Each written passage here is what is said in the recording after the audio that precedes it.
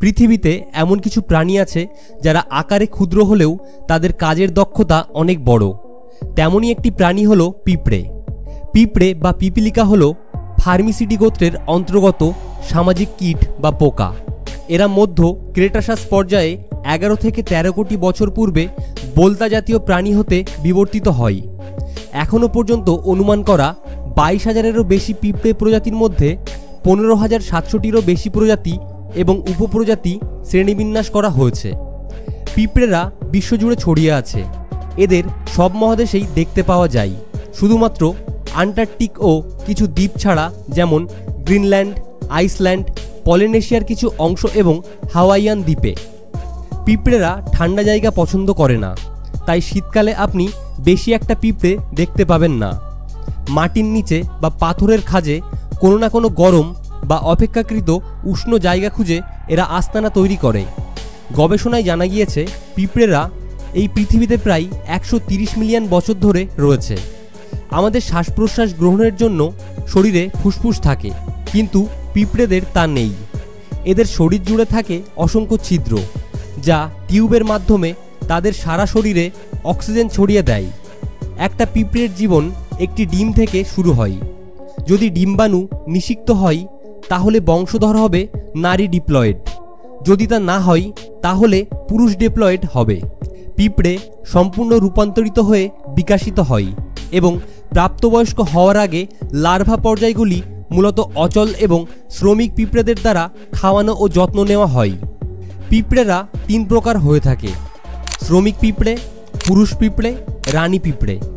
শ্রমিক পিঁপড়েরা পিঁপড়ের কলোনির সার্বিক কর্মকাণ্ডের মূল চালিকা শক্তি।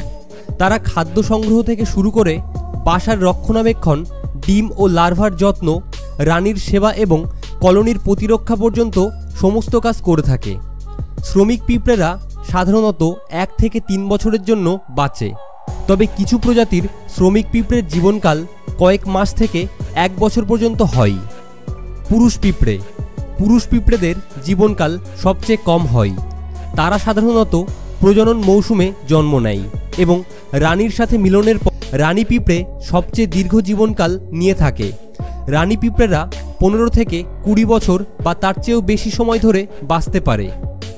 পিঁপড়েরা সর্বভুক প্রাণী, যার অর্থ তারা বিভিন্ন ধরনের খাবার খায়। তাদের খাদ্যাভ্যাস প্রজাতি, বাসস্থান এবং সময় অনুযায়ী পরিবর্তিত হতে পারে। পিঁপড়েরা মিষ্টি খাবার যেমন চিনি, মধু, ফলের রস ইত্যাদি খুব পছন্দ করে। কিছু প্রজাতি মিষ্টি গাছের রস বা আফিড নামক পোকা থেকে হানিডিউ সংগ্রহ করে, যা তাদের শক্তির প্রধান উৎস। বিনিময়ে পিঁপড়ে এই পোকামাকড়কে শিকারী এবং পরজীবী থেকে রক্ষা করে। পিঁপড়েরা প্রোটিন সমৃদ্ধ খাবার যেমন মৃত পোকামাকড়, ছোট পোকা, মাংসের ছোট টুকরো ইত্যাদি খেতে পছন্দ করে। প্রোটিন তাদের লার্ভার বৃদ্ধির জন্য অত্যন্ত গুরুত্বপূর্ণ। কিছু পিঁপড়ে প্রজাতি বীজ ও শস্য সংগ্রহ করে। তারা এই বীজগুলিকে বাসায় নিয়ে যায় এবং সেগুলিকে পরে খাওয়ার জন্য জমা করে। মানুষের কাছাকাছি বাস করা পিঁপড়েরা বিভিন্ন ধরনের মানব খাদ্যও খেতে পছন্দ করে, যেমন বিস্কুট, পাউরুটি, চকলেট এবং অন্যান্য রান্না করা খাবার। পিঁপড়েরা ছোট কিন্তু অত্যন্ত সুসংগঠিত এবং কর্মঠ প্রাণী। তাদের চরিত্রের কয়েকটি বিশেষ বৈশিষ্ট্য রয়েছে, যা তাদেরকে অন্যান্য পোকামাকড় থেকে আলাদা করে।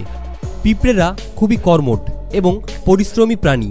তারা নিজেদের কাজ একাগ্রতা ও নিষ্ঠার সঙ্গে করে।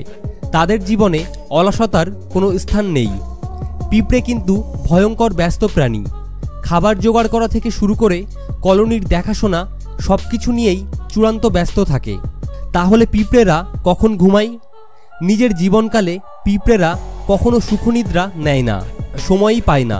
কপালে জোটে ছোট ছোট পাওয়ার ন্যাপ। বিজ্ঞানীরা জানাচ্ছেন পিঁপড়েরা প্রতিদিন প্রায় 250 বার পাওয়ার ন্যাপ নেয়, তবে বড়জোর 1 মিনিট। পিঁপড়েরা অত্যন্ত দলবদ্ধ প্রাণী। তারা একসঙ্গে কাজ করে এবং একে অপরকে সাহায্য করে। তারা খাবার সংগ্রহ করার জন্য একটি নির্দিষ্ট পথে চলে এবং সেই পথ অনুসরণ করে অন্যান্য পিঁপড়েরা। একটি পিঁপড়ে কোনো খাবার খুঁজে পেলে সে ফেরোমেন নামক রাসায়নিক ব্যবহার করে অন্য পিঁপড়েদের সেই খাবারের পথে নিয়ে আসে। তারা একে অপরকে খাবার বহন করতে এবং শত্রুদের বিরুদ্ধে রক্ষা করতে সাহায্য করে। এই ফেরোমেনগুলির সাহায্যে পিঁপড়েরা ভূমিকম্প অনুভব করতে পারে। এর মাধ্যমে তারা বিপদ বুঝতে পারে এবং এর সাহায্যেই পিঁপড়েরা একে অপরের সাথে কথা বলে। পিঁপড়েরা জটিল বাসা তৈরি করে, যার মধ্যে একাধিক চেম্বার এবং টানেল থাকতে পারে। তারা তাদের বাসা তৈরি করতে মাটি, উদ্ভিদের উপাদান এবং এমনকি তাদের নিজস্ব লালা ব্যবহার করে। বিশ্বে মোট পিঁপড়ের সংখ্যা 1 ট্রিলিয়নেরও বেশি। বিশ্বের সব মানুষের ওজন এবং সব পিঁপড়ের ওজন প্রায় সমান। পিঁপড়েদের চরিত্র অত্যন্ত শ্রমশীল, দলবদ্ধ, শৃঙ্খলাপূর্ণ এবং সহযোগিতামূলক। তারা খুবই বুদ্ধিমান এবং উদ্যমী প্রাণী, যা তাদের কাজের দক্ষতা ও সফলতার জন্য অপরিহার্য। পিঁপড়েদের এই চরিত্রগত বৈশিষ্ট্যগুলোই তাদের প্রাকৃতিক পরিবেশে টিকে থাকতে এবং উন্নতি করতে সাহায্য করে। পিঁপড়েদের থেকে আমরা অনেক কিছুই শিখতে পারি। ক্ষুদ্র প্রাণী হলেও তাদের কর্মঠ জীবন আমাদের জন্য একটি উদাহরণ। তো বন্ধুরা, আজকের ভিডিওটি এখানেই শেষ করছি। ভিডিওটি কেমন লাগলো তা কমেন্ট করে জানান। ভিডিওটি ভালো লেগে থাকলে লাইক ও বন্ধুদের কাছে শেয়ার করুন। আর এই ধরনের ভিডিও দেখার জন্য চ্যানেলটিকে অবশ্যই সাবস্ক্রাইব করুন। দেখা হচ্ছে পরের ভিডিওতে।